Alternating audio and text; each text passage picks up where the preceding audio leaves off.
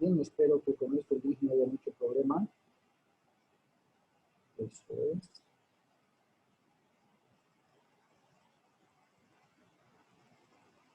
Perfecto, voy a compartir.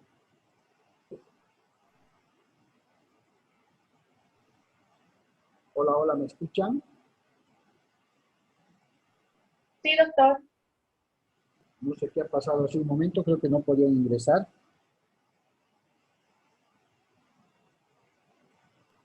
Bien. Sí, decían válido. A ver, entonces, la oferta de pago y consignación, decíamos, se divide en dos clases. Cuando se trate de dinero, títulos de crédito, títulos, valores e inclusive bienes fungibles, ¿sí? Se denomina oferta real a efectos de presentarlo ante la autoridad judicial. Pero cuando se trate de el cumplimiento en la entrega de bienes muebles, ¿sí? E inclusive debían entregarse en el domicilio del acreedor o en diverso domicilio pactada por las partes, se denominará oferta con intimación. Y ahí podríamos establecer claramente los dos ejemplos que hemos venido manejando. ¿Ya? Si se trata de dinero, títulos, valores, bienes fungibles, se denomina oferta real. Ejemplo, el contrato de préstamo de dinero del que estamos hablando. Pero si consiste en la entrega de bienes muebles, se va a llamar oferta con intimación y ahí podríamos utilizar el ejemplo de la fabricación y entrega de sillas, ¿cierto? Porque las sillas son bienes muebles. Tenían que entregarse en el domicilio del acreedor. Y este acreedor, contratante, el que ha encargado las sillas, ¿cierto? Por distintas maniobras, actitudes o cosas por el estilo, se rehúsa a recibir, se esconde, no aparece, para que el deudor o el que tenía que fabricar y entregar las sillas las quiera entregar y así cumplir la obligación y liberarse de esa obligación. ¿Ya? Esa clara diferenciación la vamos a realizar, ¿ya? La vamos a precisar. Dinero, oferta real. Bienes muebles, oferta con intimación. Okay. ¿Cuáles son los efectos de la mora entonces que genera el acreedor? ¿Qué ocasiona esta actitud de usar, esquivar, haciendo que el deudor no pueda cumplir con el pago? El acreedor se constituye en mora cuando sin que haya un motivo legítimo o un motivo justificado, rehúsa recibir el pago que quiere hacer el deudor o se abstiene de prestar, o se abstiene de prestar la colaboración necesaria para que el deudor pueda cumplir con la obligación. En términos claros, esquiva, obstaculiza, no quiere recibir el pago o no quiere aceptar el cumplimiento de obligación por parte del deudor. En estos actos concurren, pues, las características de la forma arbitraria, la forma indebida de poder rehusar a recibir el pago. Y este comportamiento, esta conducta que el acreedor podría mostrar en el momento del cumplimiento de la obligación, ¿sí? Está censurado por la norma. ¿Ya? Está censurado por la norma prevista específicamente en el artículo 328 del Código Civil.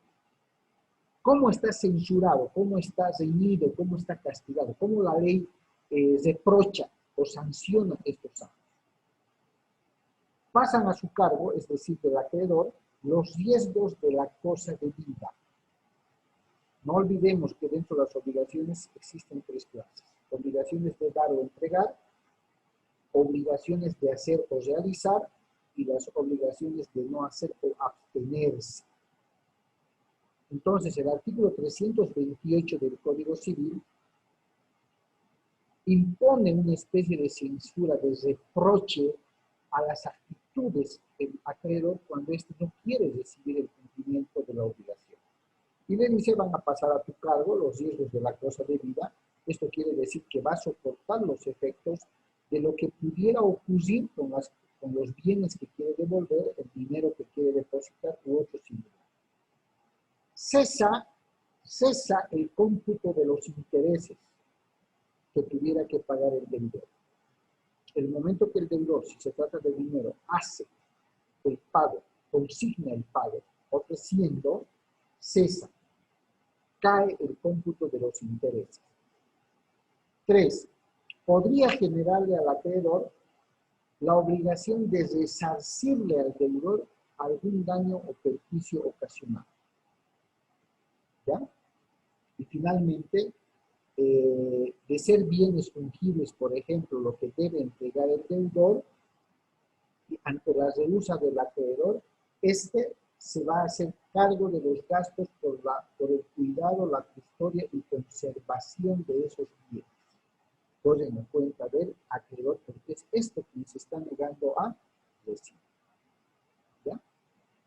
Básicamente, así explicado, es la oferta de pago que prevé el Código Civil ante la mora del acreedor. Entonces ahora ya sabemos que el acreedor también puede ingresar en mora, no solamente el deudor.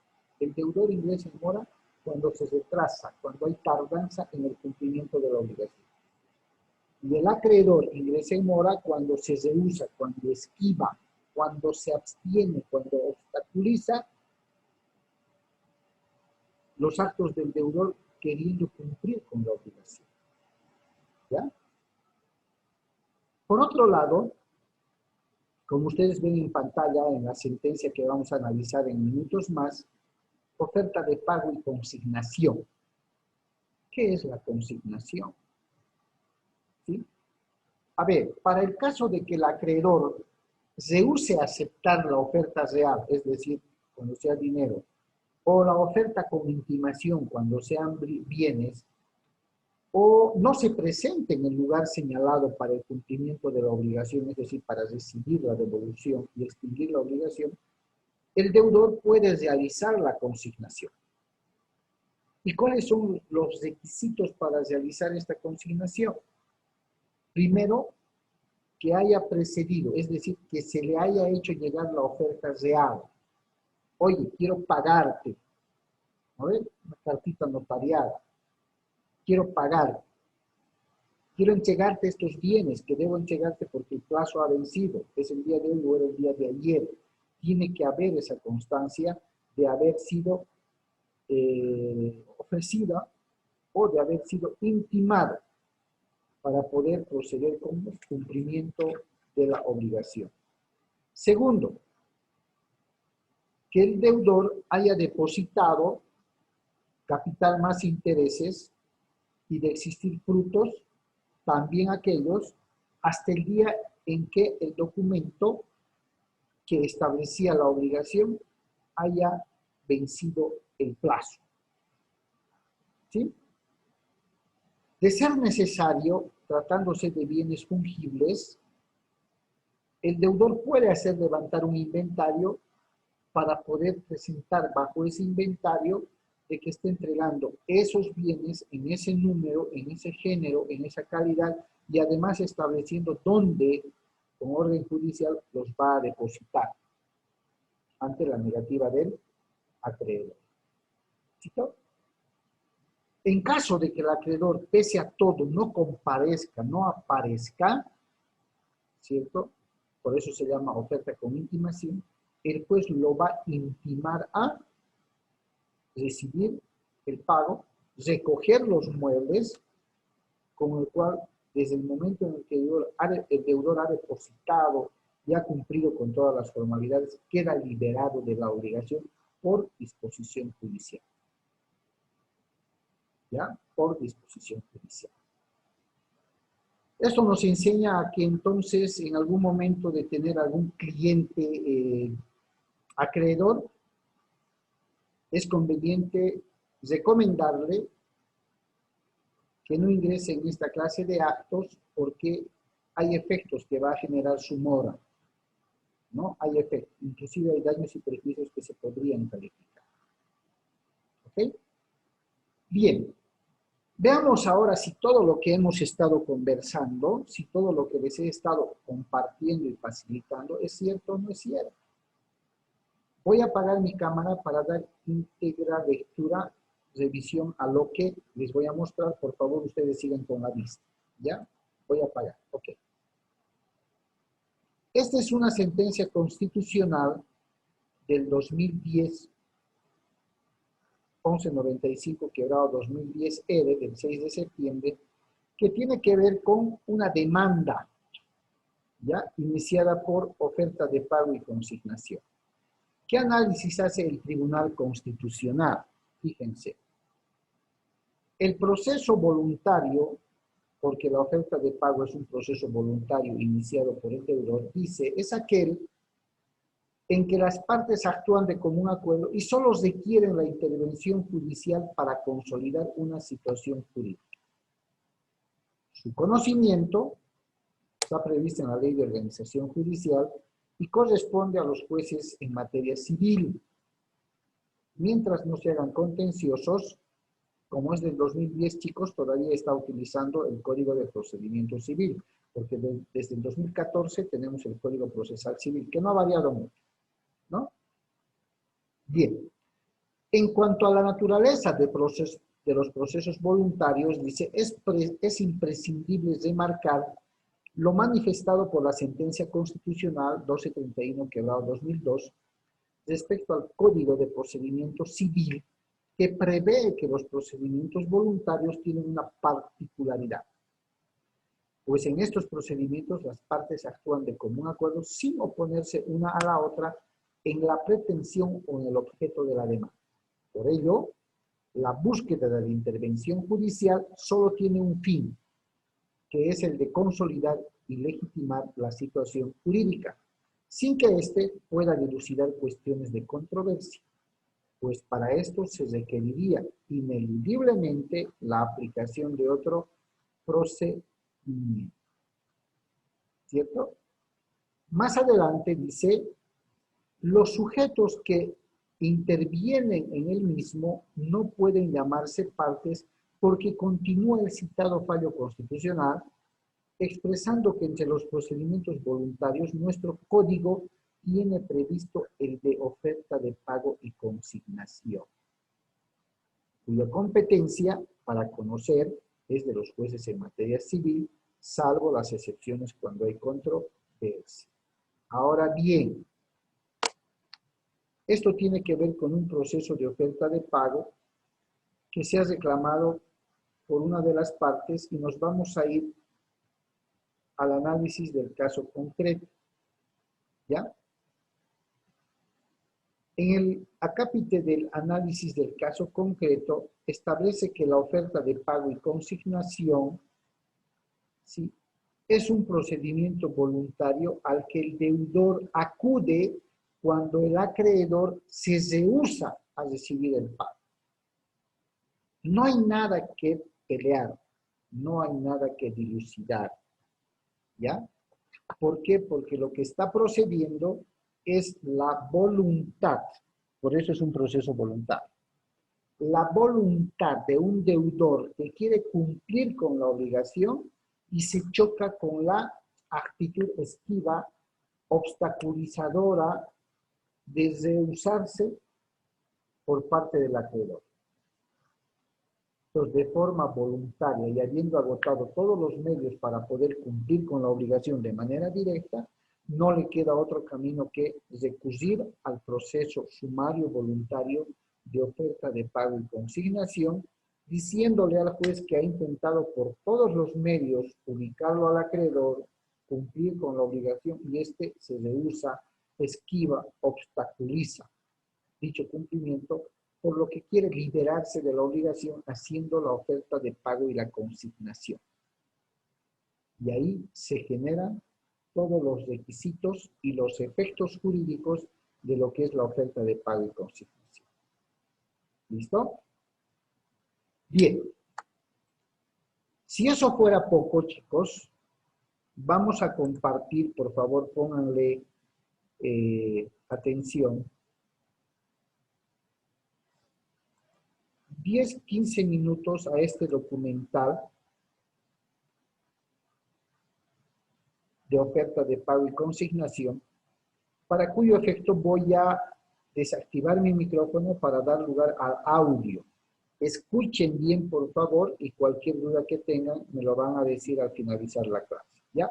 Escuchen, identifiquen los términos, identifiquen en qué consiste, qué es lo que dispone nuestra norma legal, que seguramente va a encontrar mucha similitud con lo que acabamos de avanzar. Bien, voy a silenciar el micrófono y voy a dar lugar al audio del video.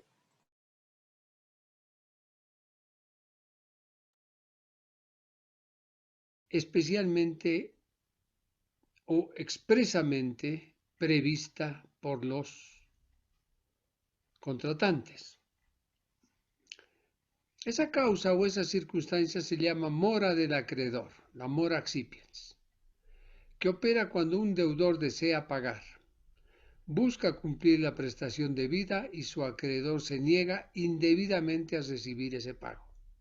Eso obliga al deudor a acudir a los órganos jurisdiccionales haciendo uso de la demanda llamada oferta de pago seguida de consignación. Desglosemos un poco este tema y empecemos viendo oferta de pago. Es el acto jurídico unilateral de carácter solemne por el cual un deudor ofrece el pago de una prestación a su acreedor, cumpliendo los requisitos de ley. Esta oferta es de dos clases, o puede ser de dos clases: oferta real y oferta por intimación o requerimiento. La oferta real es o se da cuando se trata de bienes portables, dineros, valores, y consiste en que el deudor le hace la entrega al juez. Se lo entregan. Y éste le exhibe combinando al acreedor a recibir la prestación. Esta oferta puede ser por intimación o requerimiento. En cambio, o mejor dicho, la normativa en el artículo 327 del Código Civil pone las condiciones. El acreedor se constituye en mora cuando, sin que haya motivo legítimo, rehúsa recibir el pago que se le ha ofrecido y se abstiene de prestar la colaboración que es necesaria para que el deudor pueda cumplir la obligación.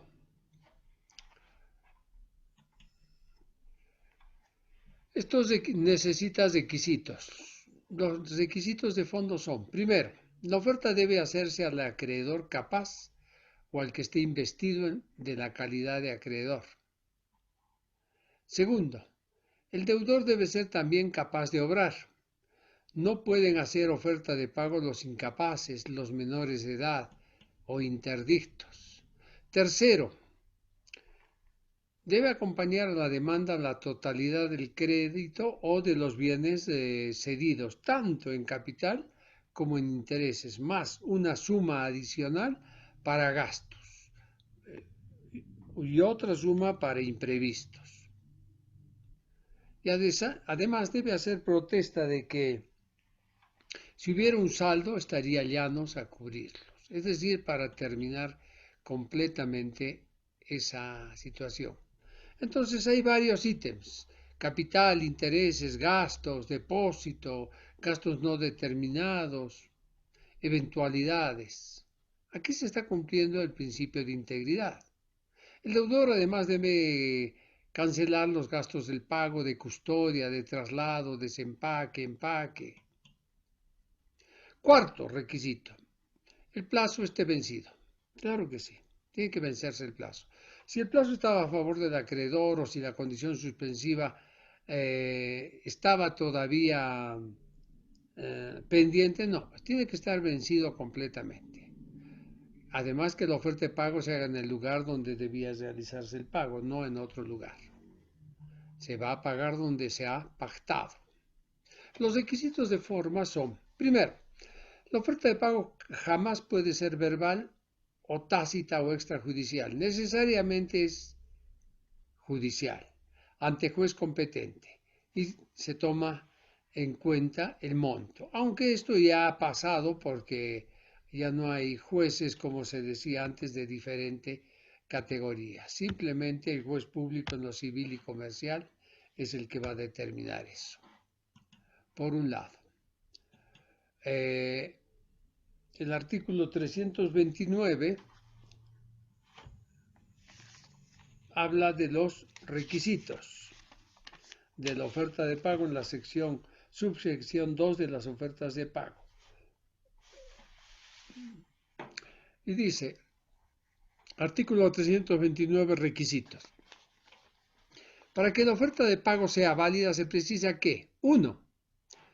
Se haga al acreedor capaz de recibir o a quien lo represente o esté autorizado a recibir el pago. No se puede a cualquier persona. 2. Se haga dicho pago a toda persona capaz de cumplir válidamente.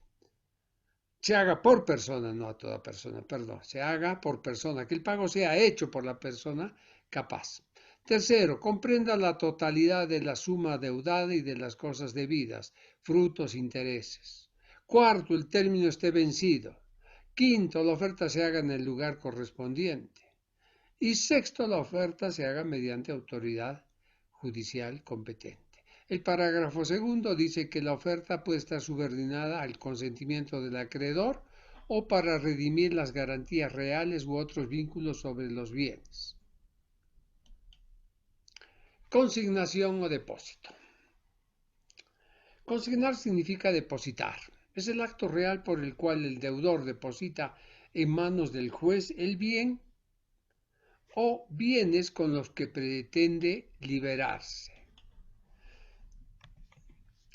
Es decir, pagar la prestación a la cual se había contratado. Requisitos. Primero, debe estar precedida de una intimación para recibir el pago, con señalamiento del lugar, día y hora para la recepción de la prestación debida. Segundo, que el deudor haya depositado el total de la prestación debida más los frutos. Tercero, que se haya levantado por el juez actuario un acta de los bienes depositados por el deudor. Cuarto, con esta acta se notifica al deudor intimándole a recibir el pago en el día y hora señalada. Puede suceder en este sentido varias situaciones. Estas son, primero, que el deudor se presente y reciba el pago y firme el acta delante del juez. Punto, ahí se acabó todo el conflicto. Otra situación es que se presente y rechace recibir. Y la tercera, que no se presente.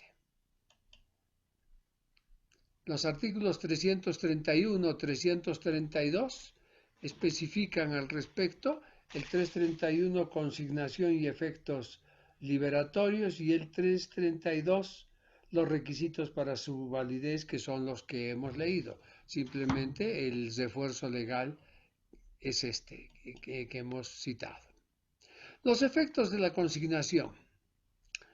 Si el acreedor acepta, se concluye el juicio sumario. Cuando hay oposición del acreedor, debe haber un juicio sumario llamado oferta de pago seguida de consignación.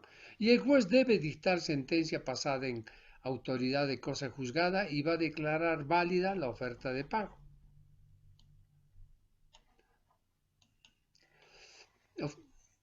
La oferta de pago seguida de consignación jamás opera por oferta real, sino siempre por oferta por intimación. Es decir, hay que decirle al juez que intime a recibir, porque esto trae efectos y consecuencias. Veamos. Primero, los riesgos por el perecimiento, por el deterioro, corren por cuenta del deudor. Los daños y perjuicios que se ocasionen también, y también los gastos de custodia y conservación correrán por cuenta del deudor. Segundo, cuando se trata de cosas genéricas, tiene que tratarse de una oferta seria y cierta. porque cuando se trata de cosas genéricas debe cumplirse con cosas de calidad media, ni las de peor calidad ni las de mejor calidad. Siempre, por eso la oferta deberá ser por intimación o requerimiento. Tercero, nunca será por oferta real. Siempre se le va a pedir al juez que levante un inventario. Siempre va a señalar día y hora para la entrega. Si no concurriere, se nombrará el depositario y luego el juez. Y si cumple todos los requisitos, declarará válida la oferta y extinguida la obligación. ¿Cómo es la Bien. oferta de pago seguida Bien, de chicos, ¿me consignación escuchan? de obligaciones de Hola, Sí, hola. doctor. Ya. ¿Se han podido dar cuenta? ¿Hay alguna diferencia de lo que hemos avanzado? Queda claro que la oferta de pago y consiguiente consignación tiene como objetivo cumplir con la obligación ante la negativa del acreedor, ¿cierto? ¿Tiene alguien alguna duda, alguna aclaración? Guadalupe, Natalie Montaño, Noelia, ¿o está claro el tema?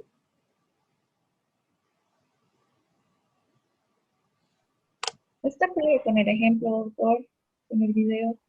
Sí, doctor, con el video quedó claro. ¿Cierto? Básicamente, entonces, reitero, el día de hoy hemos aprendido que no solamente el deudor puede ingresar en mora, también al acreedor se le reconoce la mora por las causales o casos que acabamos de ver. Y cuando ello ocurre, es decir, miren cómo es la hermenéutica del cumplimiento de la obligación entre el deudor y el acreedor. Si el deudor es quien no cumple con la obligación, si el deudor es quien esquiva el cumplimiento, se esconde, no paga o se va, ¿qué derecho le genera al acreedor para poder recuperar, ya sea un préstamo o ya sea la entrega de bienes? Le genera el derecho de iniciar un proceso judicial de ejecución, ¿cierto? Tiene derecho a iniciar un proceso judicial para recuperar el préstamo o, en su caso, obtener los bienes. ¿Por qué? Porque el deudor ha incumplido. Pero fíjense ustedes que la oferta de pago y consignación le da el mismo derecho al deudor, ¿sí? Viceversa, ¿no? Para pagar o para entregar los bienes que se había comprometido con el acreedor. Pero ¿cuándo va a operar? ¿Cuándo va a ejecutar el deudor? Cuando el acreedor ingrese en mora. Cuando el acreedor, como lo han visto, rehúse, esquive, obstaculice el cumplimiento de la obligación que quiere realizar el deudor. Ahí se les reconoce al deudor legalmente, y está en el Código Civil, a partir del artículo 324 y siguientes, la posibilidad de recurrir ante autoridad judicial en materia civil. Ojo con esta aclaración. La sentencia constitucional que hace un momento les acabo de mostrar, que es del 2010, lógicamente, señala ahí Código de Procedimiento Civil y señalaba jueces instructores en materia civil. A la fecha, ya no hay jueces instructores en materia civil ni jueces de partido en materia civil. Todos los jueces en materia civil están en un mismo nivel y se denominan juzgados públicos en materia civil y comercial. ¿Ya? Antes había esa división de juez instructor, juez civil. Por lo general, los jueces instructores tenían la facultad de conocer, resolver, sustanciar procesos voluntarios, ¿no? Entre ellos, declaratoria de herederos, oferta de pago y consignación y otros. Y los jueces de partido en materia civil tenían la facultad de conocer procesos contenciosos, procesos problemáticos, quiero decir. Hoy por hoy, todos los jueces en materia civil se denominan juzgados públicos y conocen todos los procesos previstos en el Código Civil y en el Código Procesal Civil, que a partir del 2014 tenemos un nuevo Código de Procedimiento Civil que se denomina Código Procesal Civil. Esto para que no se confundan. Entonces está claro qué es lo que debemos hacer como abogados, como personas, cuando un acreedor se rehúsa a recibir el pago que le quiero hacer. Y hace un momento Natalie me hacía una pregunta, ¿no? Natalie Catalán hacía una pregunta y decía, ¿y puedo pagar parcialmente? ¿Puedo pagar en cuotas? Y ustedes lo acaban de ver en el documental. El pago debe ser íntegro, ¿sí? Y el término de la obligación tiene que estar vencido. Lógicamente que si le voy a buscar al acreedor para pagarle lo que le debo, para entregarle los bienes muebles que debía entregarle, y este se rehúsa, esquiva, por distintos motivos que pueda tener él, pero que lógicamente no se entienden como positivos, es que lo que voy a hacer es acudir al juez y mediante la oferta de pago y consignación voy a proceder a cumplir con la obligación y la consecuencia va a ser la liberación de esa obligación. Es más, si tuviera garantías comprometidas con esa obligación, lógicamente voy a solicitarle al juez que se liberen las garantías que yo como deudor había otorgado para respaldar esa obligación. ¿Sí? Entonces son cosas, chicos, que se pueden presentar incluso hasta en la casa, con familiares que quieran devolver alguna obligación, alguna deuda de algo y no lo encuentran al acreedor. Y ustedes ya conociendo el tema, pues están capacitados para poder brindarles algún asesoramiento mínimo y decirles, no, puedes recurrir a esta vía, puedes recurrir a aquella vía, tendrías que hacer esto. Ese es el objetivo de esto, que ustedes manejen el conocimiento básico y las competencias para saber qué decir y para saber qué hacer. ¿Ok? No se preocupen, por favor. El material se los voy a pasar en diapositivas. Estoy haciendo infografías también. El tema 1, 2, 3. Estimo terminarlo, ojalá hasta la próxima clase que tenemos el día viernes. Y ya se los voy a ir subiendo.